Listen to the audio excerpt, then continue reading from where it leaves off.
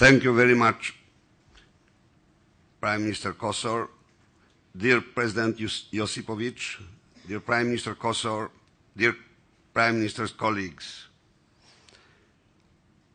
I'm very honored and moved to be here, and I would like to thank you for having invited me to participate in this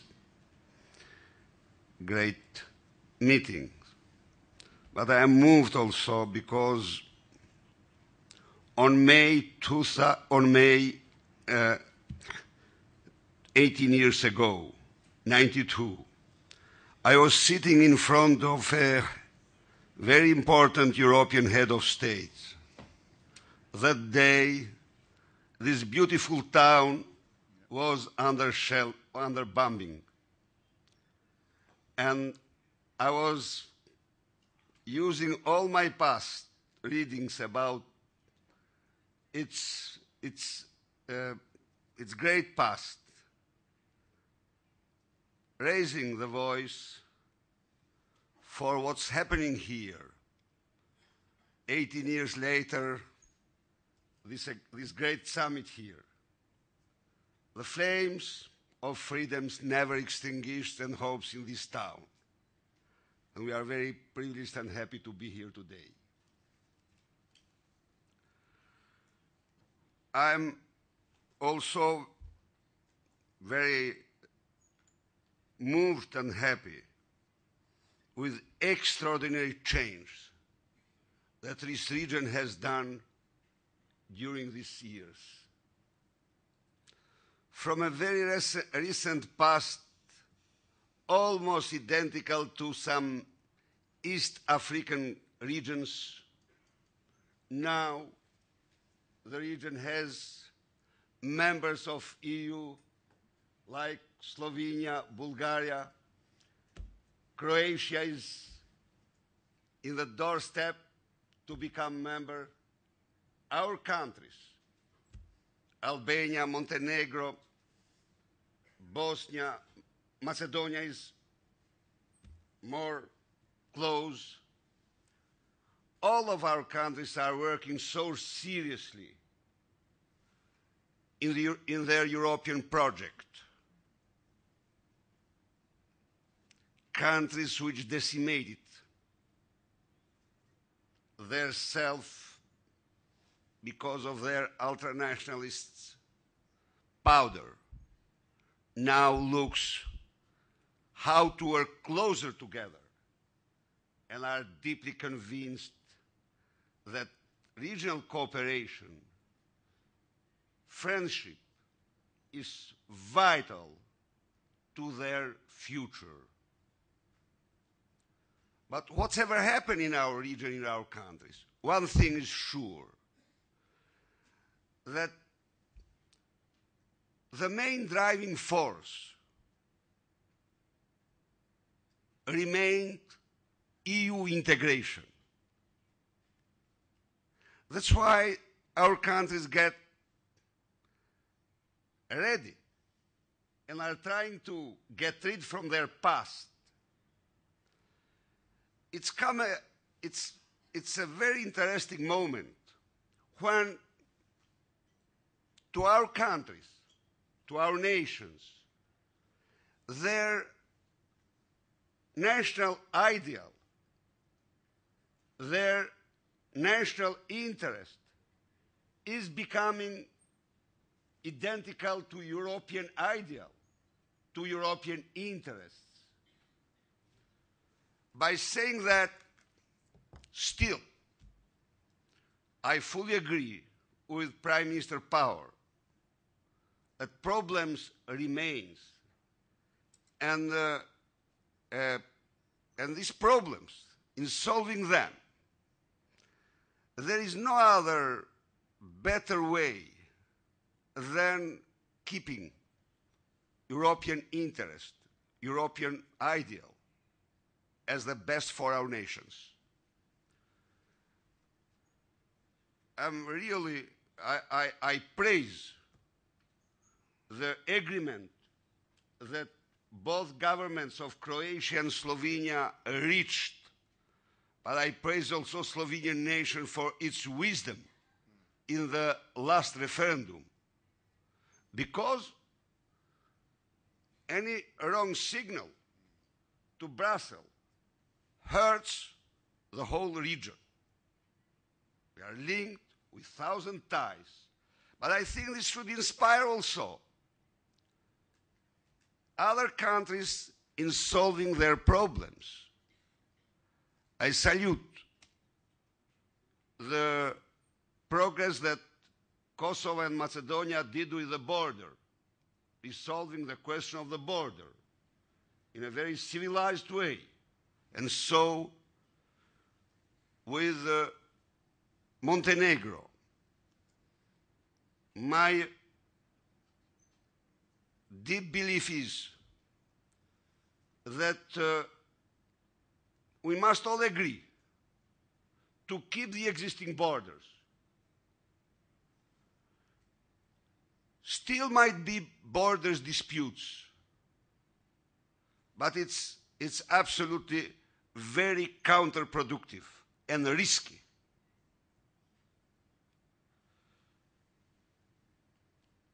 Western nations, civilized nation, has done an extraordinary investment in this region. And this paid off with peace, stability, integration, and these are very, very important. But keeping the existing borders is still European interest, European ideal, but also national ideal. I'm the Prime Minister of Albania, a nation which lives in 3 other states, but wherever it is, it's a geographic and ethnic continuation. Nowhere is an enclave. And I say with high voice that keeping the existing borders is a national interest of Albanians. That's why it's legitimate for us to see and to be upset with some events in Mitrovica. But we must be more upset if someone thinks the 3 communes there, homogeneous, which are everywhere in our countries, could not live together with an Albanian majority. Whereas the majority of Serbs in Kosovo, south of Ibar, are living in peace and harmony with Albanians everywhere, including some communes which are in border with my country, with Albania.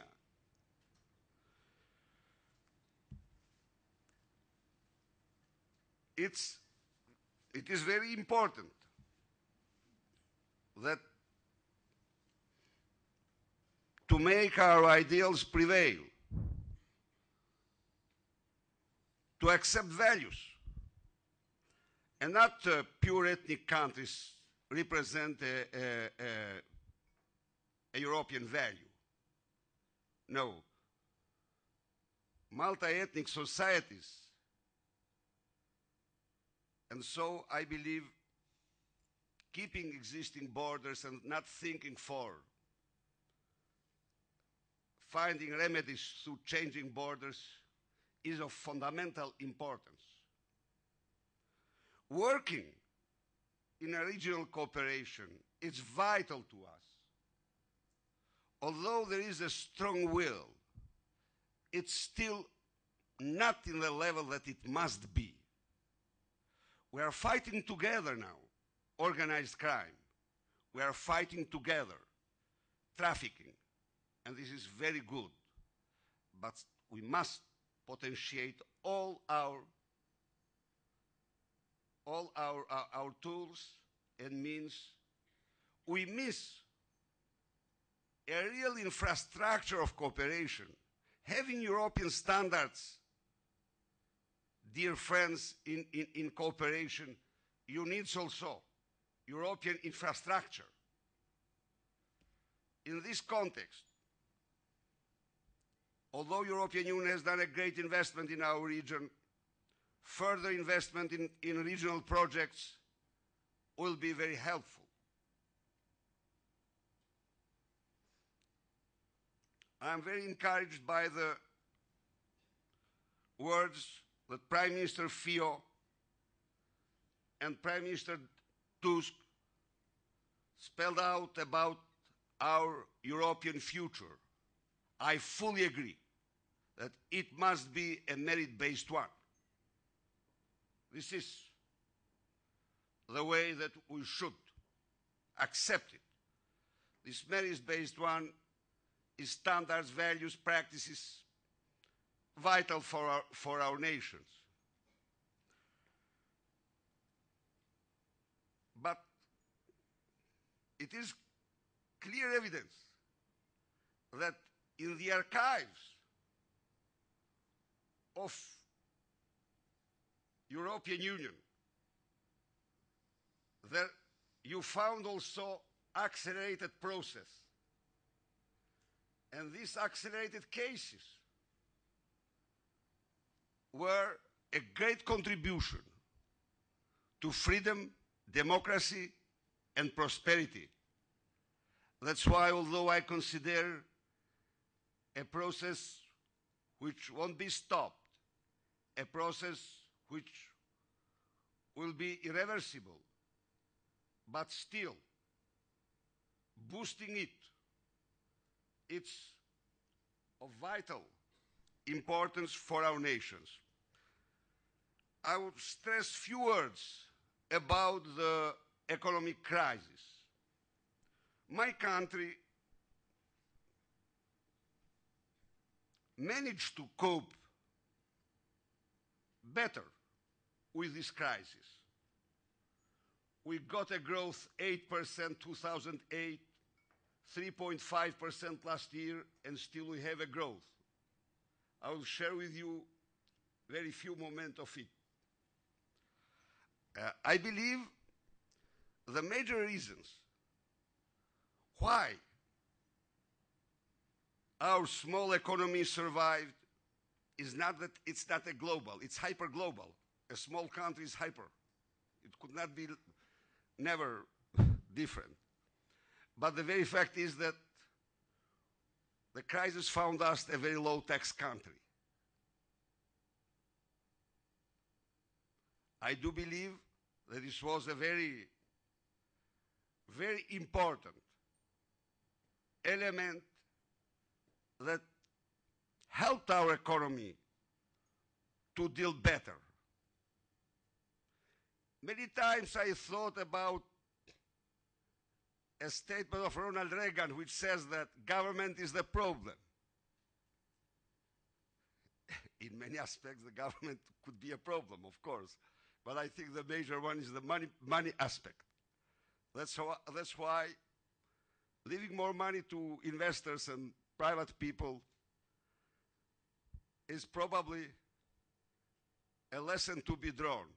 But there is also a very impressive study by an economist groups which show that every US dollar diminution in profit tax, 0.54 of it goes to the workers and employees. Second, we were heavy investing. We are investing in infrastructure, 10% of GDP. And what is that? That is that our growth to be based not so in consumption, but more in investment. Third, small administration. Now we have a very bizarre situation. The bizarre situation is the following. A real economy trying to jump again, and a banking system, a really rigid one. Why? Because of euro. Euro has become a Damocles sword for our eurozized economy. This is the very truth. That's why I would like kindly ask to have a look also to our countries, we are out of Euro zone, but we are almost entirely Eurozized.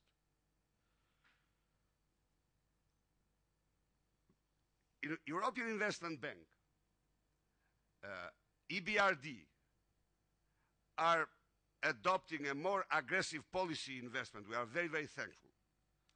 But still, when I see our banking system in a lazy and rigid situation, I understand that more injections, euro, it will be vital in order to help us to prevent a serious and difficult situation in the future. Once again, I would like to thank you for this great occasion that provided me by inviting me here. Thank you very much.